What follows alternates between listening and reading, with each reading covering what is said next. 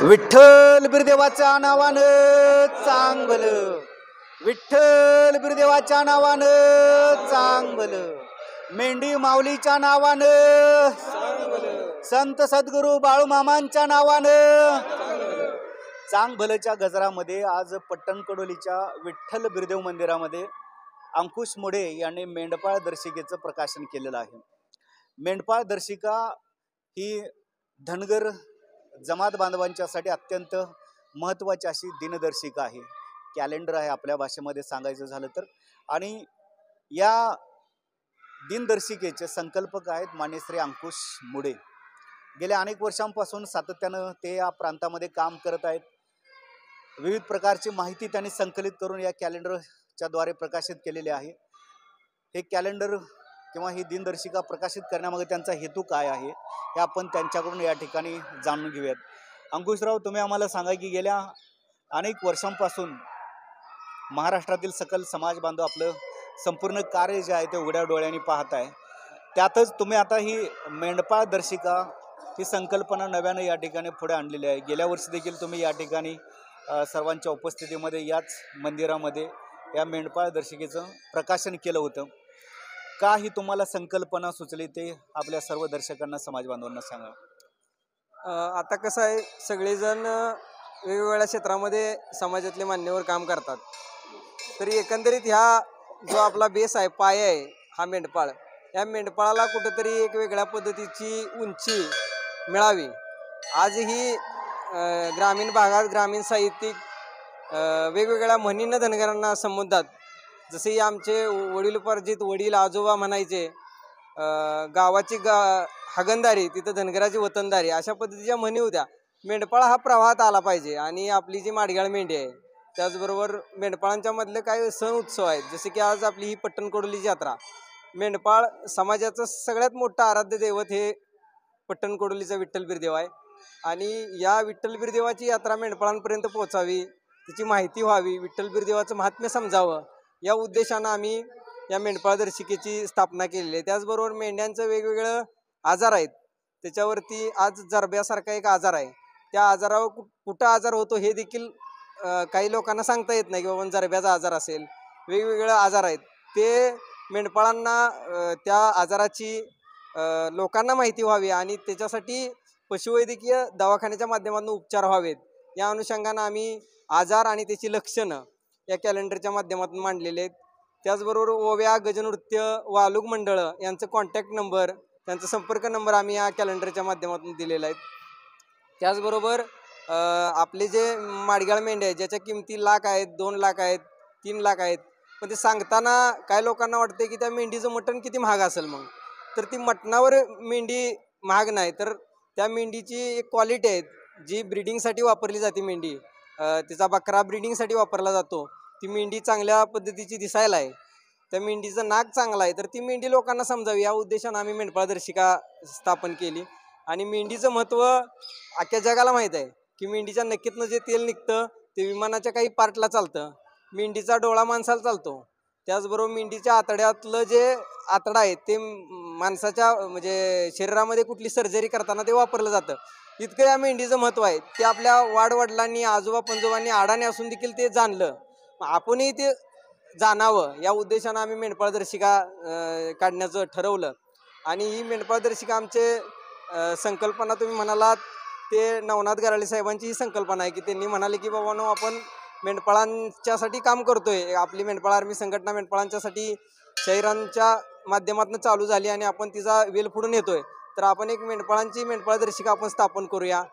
त्यातनं रोजचं त्यांना 365 दिवसांची माहिती मिळेल, त्याचबरोबर त्यांचं लसीकरणाचं तक्त, जर एखाद्यानं याचं आपलं जे जंतावरचं औषध 3 महिन्यानं पाजायचं असतं, तर 3 महिन्याच्या अगोदर त्याला जर ती माहिती मिळाली तर जंत मेंढीच्या पोटामध्ये होणार नाहीत आणि त्याची कुकरी चांगल्या प्रतीने विकली जातील, या उद्देशानं आम्ही जंताची माहिती व्हावी। त्याचबरोबर वेगवेगळे टॉनिक्स जे लोक पाजतात तर ते वेळेवर त्यांना पाजता यावी, त्याचबरोबर कुठला आजार मेंढ्यांना बळावणार नाही या उद्देशानं त्यातलं काही गोष्टी घेऊन PhDचे तज्ज्ञ जी मुलं आहेत, आज आपल्यातले तुषार रुपनवर, प्रवीण काळे हे PhD करतात समाजावर, तर ह्या लोकांची काय माहिती यामध्ये समाजाचं त्यांचं मत काय आहे समाजाबद्दलचं ते देखील आम्ही या कॅलेंडरमध्ये घेतलेलं आहे। आणि असं हे 12 पानी कॅलेंडर आम्ही काढलेलं आहे. त्याच्या पाठीमागं महाराजा यशवंतराव होळकर, भीमाई होळकर, अहिल्यादेवी होळकर यांची माहिती देखील आम्ही त्यामध्ये ऍड केलेली आहे. त्याचबरोबर ग्रामीण जीवनात जगत असताना ग्रामीण साहित्यिक आपल्यातले आहेत. त्यामध्ये रानकवी यशवंत तांदळे असतील, युगपुरुष बापूबीर वाटेगावकर असतील. ह्या लोकांनी काम केलं समाजासाठी, पण ते काम अधोरेखित करताना काही ठिकाणी लेखण्यात थंडावल्या. तर आपण ह्या लेखण्या प्रज्वलित करण्याचं काम किंवा ते जिवंत ठेवण्याचं काम आपण ह्या माध्यमातून केलेलं आहे. अशा पद्धतीचं याचं स्वरूप आहे. मेंढपाळ दर्शिका हे नाव ठेवण्यामागे तुमचा हेतू काय आहे? नाही, आता एकंदरीत कसं आहे, मेंढपाळांच्या वरती आज जर आपण गेलो तर मेंढपाळांचं असं काही स्वतंत्र साप्ताहिक नाही. जसं शेती संदर्भात ॲग्रोवन काम करतं, तसं आपल्यात जागृती नसल्यामुळे हे पोचवायचं तर पोचवायचं कोणाकडं. आज ह्या घड्यात एखादा मेंढपाळ मेंढर बसवतो तर उद्या 10 दिवसानं परत ती घडी बदलून दुसऱ्या गावात जात नाही. तो गावाची जिथं म्हणजे शेतीवाडी आहे त्या शेतीत त्यांची मेंढरं असतात. मग त्यांना आपण माध्यम कसं बनवायचं, तर माध्यम बनवायचं तर हे 365 दिवसाचं जे आपलं कॅलेंडर असते त्या कॅलेंडरच्या माध्यमातून ह्या मेंढपाळाला आपण ह्याच्यामध्ये आणायचा, प्रवाहामध्ये आणायचा. ह्या उद्देशानं आम्ही मेंढपाळ दर्शिका असं नाव दिलं. आणखीन कोणकोणत्या गोष्टींचा अंतर्भाव यामध्ये केलेला आहे? यामध्ये रानकवी यशवंत तांदळेंचं कुंडकं, जो माणूस साहित्य क्षेत्रामध्ये आला आणि तो म्हणजे अचानकच तो निघून गेला, असा एक साहित्यिक यामध्ये आम्ही मांडलेला आहे. मागल्या वर्षी पण मांडला, ह्या वर्षी पण मांडला, पण अंग बदलून मांडला. मागल्या वर्षी वेगळ्या पद्धतीने मांडला, ह्या वर्षी वेगळ्या पद्धतीने मांडला. त्याचबरोबर शाहीर बबन थोरातांनी मेंढपाळांच्यासाठी काम केलं. काम करत असताना त्यांना जे आलेला अनुभव आहेत ते अनुभव आम्ही त्यामध्ये रेखाटलं. त्याचबरोबर महाराजा यशवंतराव होळकरांनी पुणे जाळलं नाही असं संदेश देणारा संजय सोनवणेंचा एक लेख ह्यामध्ये आम्ही ऍड केला. त्याचबरोबर तुषार रुपनवर आणि प्रवीण काळे या लोकांनी PhD करताना त्यांनी मेंढपाळांचं सांस्कृतिक विश्व बघितलं. म्हणून ह्याच्यामध्ये एक सांस्कृतिक वेगळं पण आहे. बाकीचे जे सांगतात आणि आपलं जे विश्व आहे ते वेगवेगळं आहे. ते विश्व त्यांनी जे मांडलं ते आम्ही इकडे घेण्याचा प्रयत्न केला. त्याचबरोबर आटपाडीची जी आमची कार्तिक यात्रा आहे ती आज जगभर गेली, पण त्या यात्रेमध्ये काय काय घडायचं पहिलं आणि आता काय घडतंय हे लोकांना माहीत नाही. तर ती यात्रा आम्ही त्यामध्ये घेतलेली आहे. त्याचबरोबर आमच्यातला एक डॉक्टर झालेला मेंढपाळाचा पुत्र आहे, ज्यानं खूप हालाकीतनं आईनं मेंढर राखून त्याला डॉक्टर केलं. अशी एक त्या माणसाची जीवनकथा त्यामध्ये आम्ही केलेलं आहे. जे कुठं छापलं जात नाही ते आमच्या मेंढपाळ दर्शिकेत छापलं जातं. हे आमचं वेगळंपण आहे. आज तुम्हाला या ठिकाणी आपले नारायण मोठे देसाई असतील किंवा आमचे रानोजी पुजारी साहेब असतील किंवा आमचे देवस्थान समितीचे अध्यक्ष असतील, एकंदरीतच पट्टण कडोलीचं विठ्ठल बिरदेव देवस्थान असेल, कशा पद्धतीनं तुम्हाला सहकार्य करते आणि तुम्ही या ठिकाणी ही आज दिनदर्शिका प्रकाशित केलेली आहे, काय होतं यामध्ये? पट्टण कडोली देवस्थान आम्हाला 2 वर्षापासून उत्तम सहकार्य करते. आम्ही आलो, आमचा मानपान दरवर्षीप्रमाणे ते करते. त्याचबरोबर हे अध्यक्ष आणि हे सर्व विश्वस्त मंडळ हे उत्कृष्ट पद्धतीने देवाची आणि आज आज देखील बिरदेवाचा आशीर्वाद तुम्हाला मिळालेला आहे, श्रीफळ वगैरे तुम्हाला देण्यात आलं. आज विठ्ठल बिरदेवांचा खऱ्या अर्थाने आशीर्वाद आम्हाला 2 वर्ष झालं मिळतोय. चांगल्या पद्धतीने आमची प्रगती होत्या आणि हीच आम्ही विठ्ठल बिरदेवाच्या चरणी प्रार्थना करतो की मेंढी माऊलीमध्ये भरभराट व्हावी. आणि देवस्थान जे विश्वस्त मंडळ आहे त्यांचं खूप खूप आभारी आहे. त्यांनी आम्हाला 2 वर्ष चांगल्या पद्धतीनं मानपान देऊन आमच्या मेंढपाळ दर्शिकेचा गौरव केला. इथून पुढच्या काळामध्ये देखील तुमच्या देवस्थान कमिटीचं जे जे काय असेल ते आम्ही आमच्या मेंढपाळ दर्शिकेच्या माध्यमातून मांडण्याचा प्रयत्न करू, असा मी आशावाद व्यक्त करतो. मेंढी माऊली आणि सुखाची सावली असं जे आपण सातत्यानं सांगत असता, त्या गोष्टींचा यामध्ये कशा पद्धतीनं तुम्ही अंतर्भाव केलेला आहे ते सांगा. मेंढी ही माऊली आपण आईची उपमा मेंढीला दिलेली आहे. आज आपली जर सर्वसामान्य आता इथं मेंढपाळ आहेत माझ्या पाठीमागे, ह्या लोकांना जरी विचारलं की बाबा तुम्हाला तारलं कोणी, आज उद्योगधंदेवाले कोरोनाच्या काळामध्ये बंद पडले त्यांचे धंदे, पण ह्या मेंढपाळाचा धंदा बंद पडला का? मग ही आईच आहे ना. हिला कशी म्हणजे आज गोरगरिबाचे ATM म्हणून कुठल्या तरी विद्यापीठांनी वेगवेगळ्या शेळ्या मेंढ्यांना गौरवलं की बाबानो गरिबाचे ATM कार्ड म्हणून. म्हणजे जर काय पैसे संपलं तर आपण एक पायाला धरायचं आणि बाजारात नेऊन विकायचं, ते ATM झालं. त्याच धर्तीवरती आज ह्या गोरगरिबांची शेतीच आहे नाही, कधीही त्यांना गरज पडली का ते नड भागवते. म्हणजे अशा पद्धतीचं ह्या मेंढीचं महत्व आहे. त्यामुळे तिला आईचा दर्जा दिला पाहिजे असं एकंदरीत आम्ही नाही, पण आमच्या पूर्वपार आजोबांनी पंजोबांनी हे जाणलं आणि ते मेंढी माऊली त्यांनी म्हणलेलं, आम्ही नाही. आम्ही हे त्याला फक्त काय म्हणतात त्याला उपद्रव त्याचा केला किंवा ती लोकांच्या पर्यंत मांडण्याचा प्रयत्न केला. ही वडिलोपार्जित आलेला आहे. हे डिस्ट्रीब्युशन सिस्टीम जे आहे ते कशा पद्धतीनं तुम्ही उभा केलेलं आहे, शेवटच्या मेंढपाळ बांधवापर्यंत हे कॅलेंडर गेलं पाहिजे, यासाठी काय व्यवस्था तयार केली आता आहे? एकंदरीत असं आहे, आमचा मेंढपाळ दऱ्या खोऱ्यामध्ये असतोय. आता इकडच्या भागामध्ये सगळे सपाटीकरण झाले, त्यामुळे मेंढपाळ कुठंतरी बघायला मिळतात. त्यांची शिकलेली मुलं आहेत, त्यांच्यापर्यंत आमचं ते जाते. शिकलेल्या मुलांच्या माध्यमातून तरी मेंढीचं महत्व कमी होऊ नये. आता तुम्ही शिकलेली मुलं बघताय, कोणीही मेंढी व्यवसायाकडे वळत नाही. का वळत नाही? तर त्याची कारणं आहेत. कारण वडिलांनी जे भोगलं, वडिलांनी जी शिव्या शाप खाल्ला, ते आमच्या वाट्याला नको. आता माझेही वडील मेंढपाळ होते, आजोबा मेंढपाळ होते. आमच्या घरामध्ये पूर्वापार कोणी शिकलेलं नाही, मीच शिकलेला आहे एकमेव. म्हणजे मास्टर डिग्री घेतलेला मीच आहे. आमच्या घरात BA झाला असेल, पण त्याच्या पुढची डिग्री कोणी घेतली नाही. म्हणजे अशी एवढी दरिद्रीचं आणि निरक्षर ह्याच्यातनं ज्यावेळेस लोक ह्याच्यामध्ये येतात, तर परत मेंढपाळ व्यवसायाकडे जात नाहीत. तर आमचं मत काय आहे की बाबा मेंढीचं महत्व खूप आहे, सगळ्यांनी जाणले. अगदी ऑस्ट्रेलियामध्ये पूर्ण देश मेंढपाळांचा आहे. हे ही दिनदर्शिका त्यांच्यापर्यंत पोहोचली पाहिजे, ह्याच्यासाठी काय व्यवस्था तुम्ही उभी केली? ही व्यवस्था आता जे कारण आपल्या अनेक जणांना पाहिजे आता मेंढपाळ दर्शिका. आता ही जेवढे आपले कार्यकर्ते असेल, समाज बांधव हे जेवढी बातमी बघतील, तेवढे सर्वजण म्हणणार आहेत की आमच्या घरी देखील मेंढपाळ दर्शिका असली पाहिजे. त्यांनी कुठं संपर्क केला पाहिजे आणि त्यांच्यापर्यंत तुम्ही कशा पद्धतीनं पोहोचवणार आणि समाजाला काय आव्हान करू इच्छिता? आता ही जी मेंढपाळ दर्शिका ह्या वर्षी आम्ही 14 आज तारीख आहे, 14 जानेवारी, त्यामुळे आम्ही कमी प्रमाणात ह्या वर्षी काढलेत. तर पुढच्या वर्षी जर चांगल्या पद्धतीची लोकांची मागणी आली तर उत्कृष्ट अशा चांगल्या पद्धतीची आम्ही बांधणी करून ती मेंढपाळ दर्शिका महाराष्ट्राच्या कानाकोपऱ्यात, देशाच्या कानाकोपऱ्यात ज्या ज्या निमित्तानं आपले बाहेर मेंढपाळ गेले त्यांच्यापर्यंत पोहोचवण्याची आम्ही व्यवस्था करू. कारण मागल्या वर्षी केली ती, ह्या वर्षी काय करता येणार नाही, पण पुढच्या वर्षी आम्ही नक्की करू. तुम्ही सर्व तुमच्या ग्राहकांना किंवा समाज बांधवांना काय अपील करू इच्छिता? आता समाज बांधवांना एवढंच सांगतो की बाबा मेंढीचं महत्व खूप आहे. तर मेंढीकडं कुठल्याही पद्धतीचं वेगळा हे न बघता हा आपला पूर्वापार वडिलोपार्जित आलेला व्यवसाय आहे, या उद्देशानं त्याच्याकडे पाहणं. आणि मेंढी ही आपली माऊली आहे. मेंढी माऊलीला जेवढं तुम्ही बाळूमामाने सांगितलंय, करचीला सेवा तर खाचीला मेवा, अशा धर्तीवरती मेंढीची सेवा करणारा कुठलाही माणूस वेगळ्या मार्गावर जात नाही किंवा तो दरिद्र्यात राहत नाही. त्याचं कुठंतरी म्हणजे देव देखील जाणतोय त्याचं. अशा पद्धतीचा या ठिकाणी समाज बांधवांना संदेश देतो. त्यामुळे मेंढपाळांना संपर्क कुठं करायचा आहे? कॅलेंडर पाहिजे असेल तर कॅलेंडर पाहिजे असेल तर आमचं तासगावमध्ये कार्यालय आहे मेंढपाळ आर्मीचं. त्याचबरोबर आटपाडीमध्ये कार्यालय आम्ही आता नवीन ओपन केले, तिथं तुम्ही संपर्क करू शकताय. आणि माझ्या मेंढपाळ दर्शिकेच्या एका ह्याच्यावरती नंबर आहे माझा, त्याच्यावरती संपर्क करा. पट्टण कडोलीच्या आपल्या बुक स्टॉलला ग्रंथ भंडारामध्ये देखील ते आहे कॅलेंडर, तेही संपर्क करू शकता. या संदर्भातली सविस्तर माहिती जी आहे ते अंकुश मोडे यांनी दिलेलं आहे आणि त्यांनी सांगितलेलं आहे की मेंढी माऊली म्हणजे चालतं फिरतं ATM आहे. या संदर्भात बोलण्यासाठी, या कॅलेंडर संदर्भात बोलण्यासाठी आपल्या समाजाचे ज्येष्ठ नेते तथा मार्गदर्शक मान्य श्री नारायण मोठे देसाई साहेब देखील या ठिकाणी उपस्थित आहेत. आपण त्यांच्याकडून या दिनदर्शिके संदर्भातली पहिली प्रतिक्रिया घेऊयात. मोठे साहेब, तुम्ही महाराष्ट्रभर फिरता, समाजाच्या आरक्षणाच्या प्रश्नावरती तुम्ही आवाज उठवत असता. या मुलानं केलेलं कार्य जे आहे ते अत्यंत कौतुकास्पद आहे, म्हणून तुम्ही त्याच्या पाठीवरतीही कौतुकाची थाप टाकलेली आहे. कशा पद्धतीनं ह्या कॅलेंडरकडे तुम्ही बघता?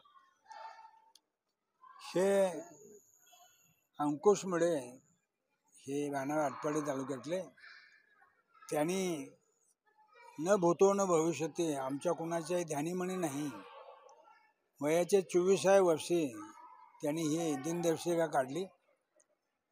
तर त्यांचं कौतुक करायला आमच्याकडे शब्द नाहीत. ते जातीसाठी माते खात आहेत. त्यांनी मेंढपाळ हा घटक आपल्या डोळ्यासमोर ठेवलेला आहे आणि असं म्हटलेलं आहे, समान शिलेषु समान विष्णू सख्यम. त्यांनी मेंढपाळासाठी दिनदर्शिका काढली आणि मी डिवाईस म्हणून रिटायर झाल्यानंतर मी ठरवलं की जे काय उरलेलं आयुष्य मिळेल ते मेंढपाळासाठी खर्च करायचं. मला मेंढपाळांच्या कुठेही अन्याय झाल्याचा फोन आला, पेपरला वाचलं, TV ला पाहिलं, तर मी माझ्या खर्चाने तिथं पोचतो आणि तो जो अन्याय करणारा आहे तो खरोखरच अन्याय केला का, काय आपल्या लोकांच काही चूक होती हे पाहतो. आणि आपली चूक नसताना हा व्यवसाय असा आहे की शेतकऱ्याच्या बांधायला गेल्याशिवाय व्यवसाय होऊ शकत नाही. हा असा प्राणी आहे की त्याला दावं नाही किंवा ज्याला आपण गोटा म्हणतो तो नाही, असा हा पिढीचा धंदा आहे. आणि आपण ज्या जातीत जन्मलो त्या जातीसाठी माती खाल्ली पाहिजे. म्हणून मी ठरवलं की आपल्याला विठ्ठल बिरदेवानी बाळूमामाने एक सामान्य घटक ते डिवाइस पिऊन पोचवलं. पेन्शनमध्ये जे काय 10-20 वर्षाचं आयुष्य मिळेल ते केवळ मेंढपाळासाठी खर्च करायचं असं मी ठरवलं आणि गेली 22 वर्षे मी मेंढपाळासाठी काम करतोय. अगदी बुरहानपूर जिल्ह्यात सुद्धा तिथे काही शेतकऱ्यांनी अन्याय केला होता. तिथे मी स्वतः गेलो आणि त्या मेंढपाळांतून खात्री केली आणि त्या इच्छापूर पोलिसांना जाऊन त्या संबंधित मेंढपाळाची फिर्याद देऊन ते जे अन्याय करण्यात त्यांना धडा शिकवला. तर मला त्याशिवाय चैन पडत नाही. कुठेही गेलो. आता 2 वर्षापूर्वी या जळगाव जिल्ह्यात गेलो. तिथल्या मेंढपाळ 3 जे लोक माझ्याकडे आले, ओळख नाही पाळख नाही, ते विचारत थेट माझ्या घरी आले. मी तर थक्कच झालो. तिने सांगितलं की आमच्या मेंढ्या काही मेंढपाळ बुरहानपूर जिल्ह्यात मेंढ्या चारणीला गेलते आणि स्थानिक बाजारात हे जातीवंत मेंढ्या पाहायला गेले खरेदी करायला. तर 4 खाटीक 50 मेंढ्या यांच्याच गावचे जे बुरहानपूरला मेंढ्या चारायला गेलते त्यांच्या मेंढ्या चोरून ते त्या बाजारात उतरत होते. तो इतका चाणाक्ष अनपढ तो मेंढपाळ, त्याने ते मेंढ्या ओळखल्या आणि टी व्हीमध्ये शूटिंग केलं आपल्या मोबाईलमध्ये आणि त्याला पाठवलं. त्याने म्हटलं मी मेंढ्या शोधालो इथं. तो म्हटला मी मेंढपाळ, मी स्वतः हे 4 खाटकीक ते ट्रक आणि मेंढ्या 50 पकडलेल्या आहेत. तो तिथल्या MP पोलिसाकडे फिर्याद द्या आणि त्यांना घेऊन ये. मला कौतुक काय वाटतं त्या मेंढपाळाचं की तिथं स्थानिक पोल्युशन आहे. माझ्या का असता ते मेंढ्याचा ट्रक ते 4 खाटका पोलिसच्या गळ्यात घातले असते. तो पोल्युशनला गेला नाही. त्यानं त्या जोरदारीने 4 खाटक 50 मेंढ्या तो ट्रक रात्रभर सांभाळून ठेवला आणि ते MP पोलीस आल्यावर त्याने ताब्यात दिला. तर त्या खाटकाने त्या मेंढपाळाला दम दिलता की आम्ही जसं तुमच्या मेंढ्यांचे गळे कापतो तर तुझा गळा कापला म्हणाने, म्हणून ते माझ्याकडे आलते. मी गेलो आणि तिथल्या DSPना भेटलो आणि त्या मेंढपाळाला फिर्याद देऊन ते खाटीक होते MP गुंड होते ते आणून त्यांचा चोळा मोळा गोळा केला आणि बंदोबस्त केला. थोडक्यात सांगायचा उद्देश काय की प्रत्येकाला आपण ज्या जाती जन्माला आलोय त्याच्यासाठी अभिमान पाहिजे. आणि सर तुम्ही सेवानिवृत्त पोलीस अधिकारी आहात म्हणून तुम्हाला ते शक्य झालं. सर्वसामान्य मेंढपाळ बांधवांना ते शक्य होत नाही. आज मेंढपाळांचा विचार केला असता तुम्ही महाराष्ट्रभर फिरता, देशभर फिरता, आज त्यांना कोणत्या समस्या भेडसावत आहेत, त्यांना कोणत्या अडचणींना सामोरं जावं, ते काय अभ्यास आहे तुमचा एकंदरीत? ती मुख्य अडचण अशी आहे की मेंढपाळीमुळे शिक्षण होत नाही आणि मेंढपाळी व्यवसाय मोडता येत नाही. एका घरात 4 भाऊ असले तर जमिनी वाढत नाही पण मेंढ्या वाढतात. त्यामुळे हा मेंढा जो आहे हा उद्योग आहे, हा छुपा उद्योग आहे. यामध्ये काय नफा आहे त्यात मेंढपाळाच माहिती. फक्त काय या जनावराला दावं नाही, त्यामुळे रोज एखाद्या बांधायला जावं लागतं आणि 100 जनावरांमध्ये 4-5 गोटाक असतात. ती पिकात वगैरे जातात. तो शेतकरी चिडतो आणि त्या मेंढपाळाला मारहाण करतो. तर हे त्यांनी समजून घेतलं पाहिजे. म्हणून मी त्या अन्याय करणाऱ्याला मी सोडत नाही. हा व्यवसाय टिकला पाहिजे. या धंद्यात जे प्रॉफिट आहे, या धंद्यात जो नफा आहे तो कुठल्याही धंद्यात नाही. युनोने जागतिक धंद्यांचा व्यवसायाचा अभ्यास केला आणि युनो ही जागतिक संघटना आहे आणि त्यांनी डिक्लेअर केलं की जगाच्या पाठीवर मेंढपाळी हा एकच व्यवसाय आहे की ज्यामध्ये 65% नफा आहे. फक्त त्यामध्ये मान अपमान आहे आणि कष्ट आहे. त्याला घरदार 12 महिने मेंढ्यामागे हिंडावं लागतं. तर आपलं काम आहे, आपण एकटं पुढं गेलो म्हणून त्यांना विसरता कामा नाही. तर मी ठरवलं आहे या कुणीमध्ये प्राण असे पण मेंढपाळांसाठी काम करायचं आणि तो अन्याय कुठं माझ्या निदर्शनास आला की तो सोडायचा नाही. मेंढपाळांच्या प्रश्नावरती जसं तुम्ही महाराष्ट्रभर फिरतात तशाच पद्धतीनं धनगर ST आरक्षण अंमलबजावणीसाठी देखील तुम्ही प्रत्येक आंदोलनामध्ये सहभागी होता.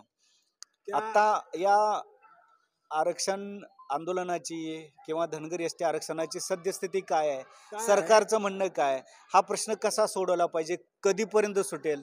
हे पहा, विश्वभूषण डॉक्टर बाबासाहेब आंबेडकरांनी जी घटना लिहिली त्या घटनेमध्ये त्यांनी शेवटी 2 शेड्यूल केलेत. एक SC आणि ST. SC म्हणजे शेड्यूल कास्ट आणि दुसरी शेड्यूल ट्राईब. त्यामध्ये आपण बसतोय.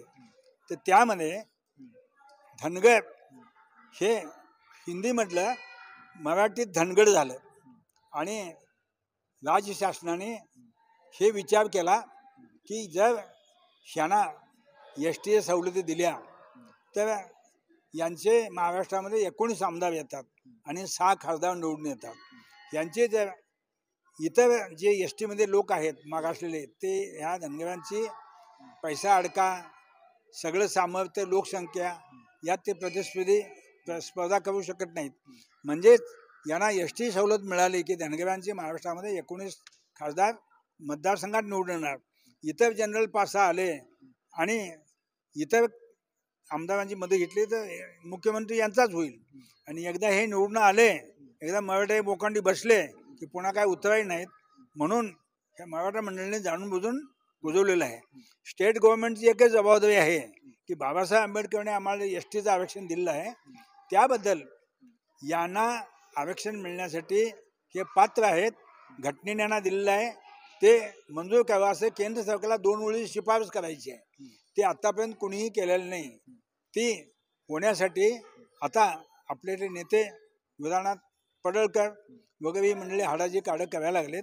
तर त्यामध्ये राज्य सरकारला काय ओझं उचलायचं नाही आहे, फक्त 2 वेळी शिफारस करायची आहे की राजघटनेमध्ये एस टी शेड्यूल 12 जी यादी आहे त्यामध्ये धनगड ही जमात बाबासाहेबांनी दिलेली आहे, तरी त्यांना केंद्र सरकारने मंजुरी द्यावी एवढं. आता इथं भाजप मिश्रित सरकार आहे, दिलेलं भाजप सरकार आहे, यांनी शिफारस केली की ते यशच होणार आहे. आणि आता जवळ इलेक्शन आलेत 2024च्या, त्यामुळं त्यांना ज्यांनी आरक्षण मागालेत त्यांना दिल्याशिवाय गत्यंतर नाही का. त्यांना जर नाही दिलं तर काय करायचं आपण? नाही दिले तर ते त्यांचा बदला आपण घेणार. अन्यायाचा बदला घेऊन कसा हे मतपेटीद्वारे, मतपेटीमध्ये आमच्याकडे सामर्थ्य आहे ना, ते मतपेटीतनं आम्ही आमचा असंतोष प्रदर्शित करणार आणि मग ह्यांना कळणार की आपण कुणामुळं पडलो. तर जे येतील त्यांनाही जाणीव होईल की आपण ह्यांच्यामुळे आलोय, यांना दिलंच पाहिजे. पण माझी ती वेळ येणार नाही. 2024च्या इलेक्शनच्या आत जे आरक्षण मागाल्यात त्यांनाही सत्ताधारी दिल्याशिवाय राहणार नाहीत. ते मिळेल याची माझी 100% खात्री आहे. धन्यवाद. एक शेवटचा प्रश्न, ही मेंढपाळ दर्शिका सर्व समाज बांधवांच्या पर्यंत पोहोचली पाहिजे, सर्वांच्या पर्यंत ती गेली पाहिजे. तुम्ही समाज बांधवांना काय आव्हान करू इच्छिता? मी समाज बांधवांना हे विनंती कळकळीची करणार की जे आपल्याला शक्य नाही ते एका तरुणाने अंकुश मोडीने केलेलं आहे. तर ही घरोघरी गेली पाहिजे दिनदर्शिका. आणि त्या अंकुश मोडीला 2025ला या आत्ता जे त्याने अंक काढलेत या दिनदर्शिकेचे, यापेक्षा जास्त करण्याचा उत्साह मिळावा. मी अंकुशलाही विनंती केलेली आहे की तुम्ही कमीत कमी डिसेंबरच्या मध्याला इथे येऊन याचं उद्घाटन करा. तोपर्यंत कुणी कॅलेंडर घेतलेले नसतात. डिसेंबरच्या शेवटच्या आठवड्यात बहुतेक लोक नवीन वर्षाचं कॅलेंडर घेतात. तर माहितीने विनंती मान्य केलेली आहे की पुढल्या वर्षी त्यांनी म्हटले की नोव्हेंबरच्या शेवटीच येऊन याचं प्रदर्शन करू. आणि त्या बिचाऱ्याला आम्ही या विठ्ठलदेवाचे या गादीचे पुजारी म्हणून सहकार्य करणं आमचं काम आहे. आणि आम्ही त्यांच्या पाठीचे खंबे उभे राहू आणि या दिनदर्शिका जास्तीत जास्त घरी जातील याचा आम्ही प्रयत्न करू. धन्यवाद. धन्यवाद सर. यानंतर माननीय श्री संजय वाघमोडे साहेब मेंढपाळांच्या प्रश्नावरती सातत्यानं गेले अनेक वर्ष ते आवाज उठवत आहेत. अनेक मेंढपाळांना त्यांनी आर्थिक मदत मिळवून दिलेली आहे आणि त्यांचा तो आवडता विषय आहे. आणि आज मेंढपाळ दर्शिकेचं प्रकाशन होत आहे, त्यामुळं अर्थातच त्यांनी या विषयावरती बोललं पाहिजे म्हणून मी त्यांच्याकडे जातोय. वाघमोडे साहेब, तुम्हाला काय वाटलं हे मेंढपाळ दर्शिका पाहून ते सांगा. खरं तर हे मेंढपाळ दर्शिका पाहून मला अतिशय आनंद वाटला. कारण आजपर्यंत मेंढपाळांच्या फोटोचं मार्केटीकरण, व्यावसायीकरण, पिक्चरमध्ये वगैरेसाठी मेंढपाळांचे फोटो वापरले, पण तो ज्या मेंढपाळाचा फोटो काढला तो मेंढपाळाला कधीही दिसला नाही, किंवा जो मेंढरं खरोखर राखतोय त्याला तो फोटो कधी बघायला मिळाला नाही. एक आटपाडीसारख्या दुष्काळी भागातला एक मुलगा तरुण हुन्नरीने बमनराव थोरात यांच्या प्रेरणेनं एक मेंढपाळासाठी काम करतो. ही आमच्यासाठी म्हणजे पुढच्या पिढीकडे आमच्याकडून आता त्यांच्याकडे नेतृत्व देताना आम्हाला आनंद होतोय. कारण कशी चळवळ आत्तापर्यंत धनगर समाजाचा चळवळीचा इतिहास बघितला तर धनगर समाजाची एखादी संघटना किंवा एखादं नेतृत्व पुढे यायला लागलं की धनगर समाजातलेच पैसेवाले त्या चळवळी बाद कशा करायच्या किंवा जाग्यावर थांबवायच्या कसा हे बघितलं. कारण चळवळी जसे गाडी जशी पेट्रोलशिवाय चालत नाही तशी चळवळीला सुद्धा पैसे लागतात आणि चळवळीला पैसे उभे करण्यासाठी इतरत्र मार्ग शोधण्यापेक्षा एक अंकुश मुडेसारखा एक मेंढपाळासाठी काम करणारा विद्यार्थी, एक तरुण होतकरू मुलगा, एक चळवळीतला फटका कार्यकर्ता आमच्यासारखा तो एक वेगळे उत्पन्नाचे मार्ग न शोधता मेंढपाळ आर्मीसारखे कॅलेंडर काढून इतर दुसरे फोटो छापणे, हिरो हिरोईनचे फोटो छापण्यापेक्षा आपल्यातले ते एका तंबाखू खाणाऱ्या मेंढपाळाचा फोटो छापतोय, एखाद्या बापू बिरू सारख्या एक आद्य क्रांतिकारकासारखा फोटो छापतोय, विठ्ठल बिरुदेवाचा फोटो छापतोय. खरं तर मला सांगायला आनंद वाटतोय की आता हल्ली लोकांचे देवाबद्दलचं समज गैरसमज आस्तिक नास्तिक या पद्धतीत आम्ही घुटमळत पडतोय. पण ज्यावेळी सुशिक्षित एखादा मुलगा देवाचे फोटो छापतोय कॅलेंडरवर आणि कॅलेंडर पुढं काढतोय हे माझ्यासाठी अतिशय आनंदाची बाब आहे. मी ज्यावेळेस मेंढपाळांच्या मध्ये फिरत असता त्यावेळेस तुम्हाला त्यांच्यासमोर ज्या काही अडचणी आहेत त्या अडचणी जाणवतात. त्या अडचणी आणि ह्या कॅलेंडरची तुलना केली असता आपण त्या सर्वच म्हणजे अडचणींच्यावरती प्रकाश टाकण्यामध्ये किंवा त्या सर्व समस्यांना वाचा फोडण्यामध्ये यशस्वी झालो आहे का, का अजूनही या पलीकडे जाऊन आपल्याला काही काम करावं लागणार ते सांगा.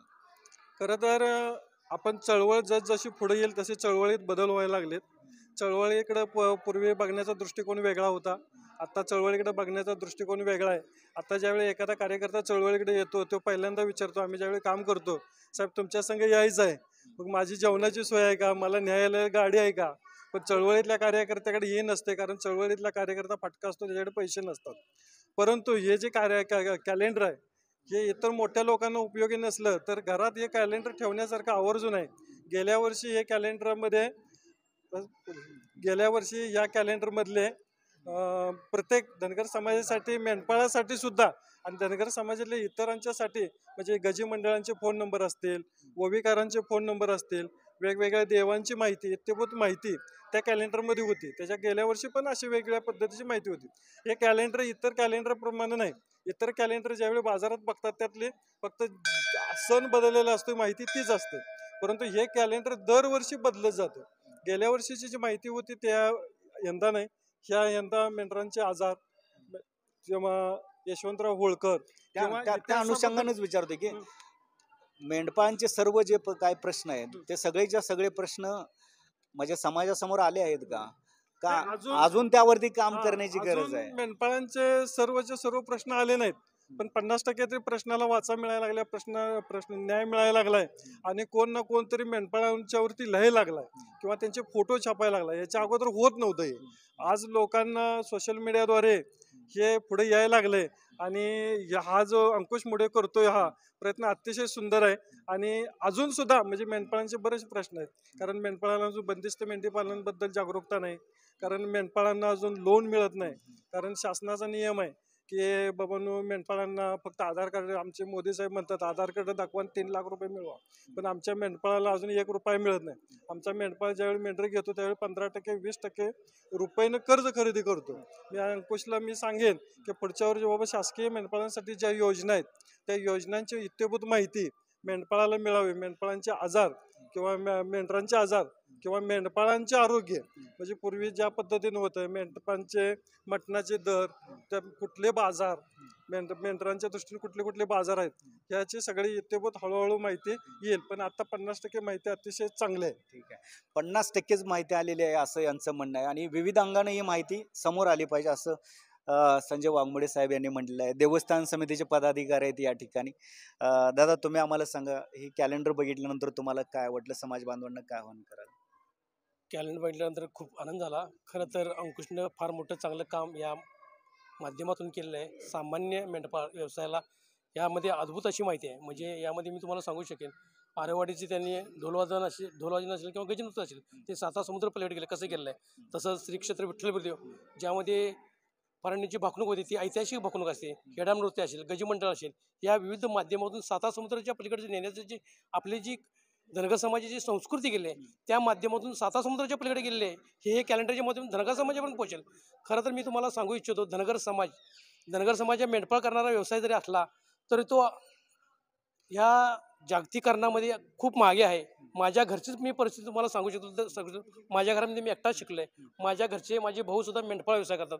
त्यांना आधार कार्ड, पॅन कार्ड काय, जागतिकीकरण म्हणजे काय, सरकारी आदेश म्हणजे काय, या गोष्टींचं फार मोठं अज्ञान आहे. मतदान कसं करायचं याचं देखील आकलन नाही. लोकशाही म्हणजे काय ही माहिती नाही. हे वास्तव आहे. हे मी जवळून अनुभवलेला एक माणूस म्हणून मी तुम्हाला सांगू शकतोय. खूप मोठे हलाखीचे दिवस आहेत. मेंढपाळ व्यवसाय असा आहे की त्यामध्ये 24 तास तुम्हाला काम करावं लागतं. एखाद्याच्या घरी मैत जरी झालं तर आपण तिथं जाऊ शकत नाही, कारण 24 आवर्स हे काम करावं लागतं. त्याला गत्यंतर नाही. एखादा मेंढपाळ व्यवसायानंतर ते सकाळी उठून संध्याकाळी आणायला लागतं. संध्याकाळी आल्यानंतर चोरांची भीती, ते रात्रभर जागरण करावं लागतं. त्यामुळं कंटाळा आलाय, कंटाळा आला म्हणून चालत नाही. सरकारी सुट्टी आहे म्हणून चालत नाही. सुट्टी इथं नाही. आयुष्य शेवटच्या मरणाच्या घटकेपर्यंत मेंढपाळाला सुट्टी नाही. फार मोठा हलाखीचा आहे. म्हणून धनगर समाजावर या राज्य सरकारने, केंद्र सरकारला आपल्या माध्यमातून माझी मागणी आहे, ST आरक्षण हे धनगर समाजासाठी आवश्यक आहे. कारण का, रानावनामध्ये खूप खूप मोठ्या प्रमाणात त्याला कष्ट घ्यावं लागतात. विजेचा धोका असतो, पावसाचा धोका असतो, आणि मेंढपाळ व्यवसाय करत असताना प्रत्येकाच्या बांधावर त्याचा मार देखील खावा लागतो. तो कोणापुढेही न्याय मागू शकत नाही, कारण त्याला जरी काही जरी बोलायला गेलं तरी त्याला त्या पुढच्या वर्षी त्याच शेतकऱ्याच्या बांधावरती जावं लागतं. त्यामुळे त्याच्यावर त्याला तक्रार देखील करता येत नाही. एखादा टक्का सुद्धा तक्रार लोक करत नाहीत. हे वास्तव आहे. हे मी जवळून अनुभवलेलं आहे. उलट शेतकरी लोक त्यांच्यावरती तक्रार करतात, असं करतो तसं करतो. पण या मेंढपाळांचं अज्ञान असतं, शिकले नसतात, कायद्याचं ज्ञान नाही. त्यामुळे त्या लोकांना फावतं. एका वेळी तर असं आहे, बकरी त्यांची काढून घेतली जातात, दमदाटी केली जाते. कुऱ्हाडीचं घाव, तलवारीचं घाव देखील करायला मागे पुढे शेतकरी बघत नाहीत. पण मेंढपाळांच्या पुढं, त्यांच्या पुढं कायद्याचं ज्ञान नसल्यामुळं, माहिती नसल्यामुळे त्यांनी त्याचा प्रतिकार करू शकत नाहीत. हे वास्तव आहे. याच माध्यमातून मला या केंद्र सरकारला आणि राज्य सरकारला मागणी आहे, खरी आरक्षणाची गरज माझ्या धनगर समाज बांधवाला आहे. जो रानामानामध्ये भडकतोय ना, त्याला गरज आहे. हे शासनानं करायला पाहिजे. ही वास्तवता आहे. आजपर्यंत ह्या महाराष्ट्रामध्ये असेल, देशामध्ये जी सरकार आली त्यांनी फक्त धनगर समाजाचं राजकारण केलं. विरोधी पक्षांमध्ये आल्यानंतर धनगरांची बाजू घ्यायची, सरकारमध्ये असल्यावर धोरण वेगळं, असं दोन्ही सरकार करतात. मला कुठल्याही पक्षाचं सरकारचं म्हणायचं नाही. सगळ्या सरकारांनी फक्त धनगरांचा वापर केलाय. आणि मगाशी मोठे साहेबांनी सांगितलं त्याप्रमाणे हेच कारण आहे की धनगरांना जर ST आरक्षण मिळालं तर 19 आमदार आणि 6 खासदार जातील. एखादा मुख्यमंत्री कोण करायचं हे धनगरांच्या हातामध्ये जाईल. या उद्देशातून धनगरांना जाणून बुजून हे दुर्लक्षित केलेलं राजकारण्यांचं षड्यंत्र आहे. तर हे होते सर्वसामान्य समाज बांधव, देवस्थान समितीचे पदाधिकारी, मेंढपाळांचे प्रतिनिधी, आणि या सर्वांनी सांगितलं आहे की मेंढपाळ दिनदर्शिका ही सर्व समाज बांधवांच्या सुखदुःखाचं प्रतिनिधित्व करणारी ही दिनदर्शिका आहे, आणि ती प्रत्येकाच्या घरी असलीच पाहिजे. त्यामुळे माझी देखील तुम्हा सर्वांना नम्रतेची आणि कळकळीची विनंती आहे की आपण देखील कोणत्याही परिस्थितीमध्ये हे मेंढपाळ दिनदर्शिका मिळवावी आणि आपल्या घरामध्ये ती लावावी. धन्यवाद.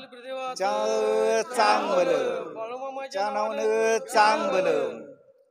जय मल्हार, जय भारत.